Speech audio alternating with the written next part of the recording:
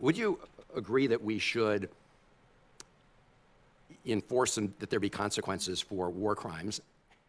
And let me ask you a different way. Would you agree it would be a violation of international law to blow up a bunch of civilian infrastructure in Iran because Iran did not agree to open the Strait of Hormuz? No, it's a that violation. would be a violation of international humanitarian law. Because We it's actually Trump. did. Actually, that is incorrect. It is. We have a long history. We could look at video after video of the bridges that we bombed in World Right. War II, in Vietnam, and conflict Right. after conflict.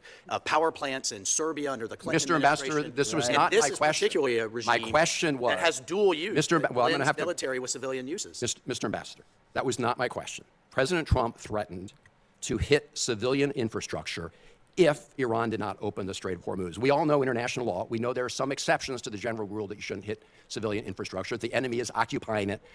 But my question was different. You don't think it's a violation of international law to blow up a bunch of civilian infrastructure? No, because it's a the government of Iran violation. refused to open the Strait of Hormuz. You don't think that would be a I violation? think President Trump, the Do American you think that people- would be a violation I of think international they expect law? him to use every bit of leverage that he has. I'm asking you if and you- if you have military units using bridges to go down to the Straits of Hormuz to attack international shipping and launch missiles into resorts and airports and ports across the strait, then that's absolutely a so, valid Mr. Ambassador, use. essentially what And I you're got to saying tell you, as a veteran who had to pull these triggers, Mr. I think Ambassador. the president's absolutely in Mr. the right. Ambassador, I as is know the you all Pentagon. like to talk rather than answer questions, but let me ask you this. Your testimony is that if you have an authoritarian regime anywhere in the world, that because they're an authoritarian regime, if they don't obey the U.S. demands, you can wipe out their civilian infrastructure. Let me ask you this.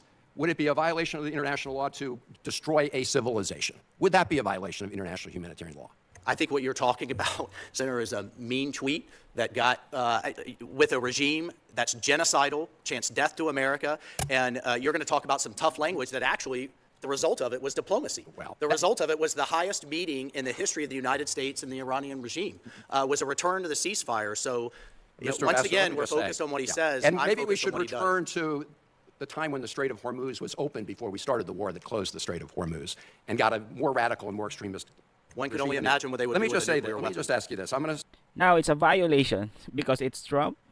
You know, so Trump cannot say he will wipe out the civilization against Iran, but Iran can say death to America. Oh, come on, Senator. You know, it's honestly mind-blowing when you look at the history and see the blatant double standard being played out in real time. You know, we are told today that a president must seek explicit congressional approval for every single military move, yet the history book tell a completely different story for others. You know, think about it. Clinton waged war in Kosovo for over 2 months without a single vote of approval from Congress. Well, in fact, Congress actually voted against authorizing that air campaign. And, you know, Clinton, he kept going anyway. Then you look at the expansion of executive power under Bush and the massive increase in drone strikes and intervention under Obama. During those years, the silence from the same people demanding restriction today was deafening. But now suddenly the rules have changed. The goalposts haven't just been moved. They've been completely relocated. It's stunning display of rules for three but not for me. To see this level of selective outrage, where war powers are an inherent right for some, but a dangerous overreach for another.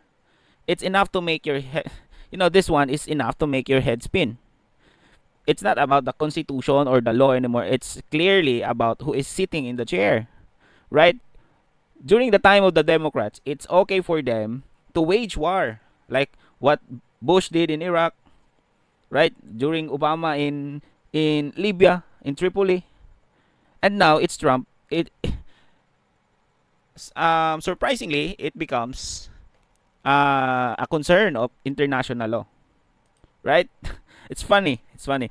Now, I want to know your thoughts about this because, you know, it's really mind-blowing, the double standard. I want to know your thoughts about this. Don't forget to like and subscribe this video. I'm out. Peace.